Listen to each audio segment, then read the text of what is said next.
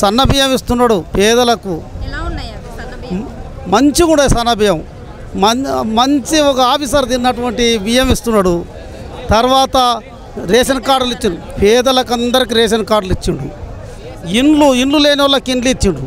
కొందరు ఇండ్లు ఉన్న వాళ్ళు మాకు రాలేదని ఏదో బాధపడుతున్నారు, కానీ ఇండ్లు ఉన్న వాళ్ళకి ఇల్లు అవసరం లేదు. ఎన్నో సంక్షేమ పథకాలు మంచిగా ఉన్నాయి.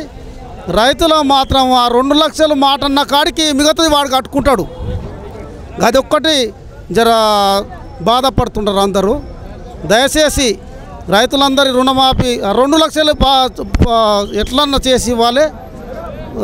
ఈ గత ప్రభుత్వం కొన్ని సంవత్సరాలు రైతులకు ఎకరాకు 4 లక్షలు ఇచ్చింది, 4,000 ఇచ్చింది. మళ్ళీ తర్వాత 2-3 ఏళ్ళు 5,000 ఇచ్చింది. ఈ ప్రభుత్వం నేరుగా 6,000 రైతులకు రైతు భరోసా ఇచ్చి రైతులందరినీ కాపాడుతుంది. రేవంత్ రెడ్డి గారు మాత్రం ఆయన నియోజకవర్గమే మాది, ఆయన ఆలోచించి 2 లక్షలు మీరు అన్నారు, ఆ 2 లక్షలు రుణమాఫీ చేయండి, మిగతా ఈ రైతులు కట్టుకుంటారు. అది ఒక్కటే ఫెయిల్గా ఉంది.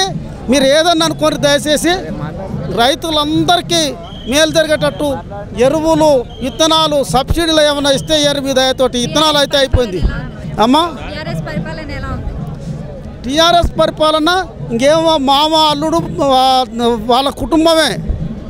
ఈయన అట్లా కాదు, ఎస్సీ బీసీ ఎస్టీ సమతుల్యంగా ఆయన మంచి మనసుతోటి నిశ్చల మనసుతోటి చేసినందుకు రేవంత్ రెడ్డి గారికి కృతజ్ఞతలు.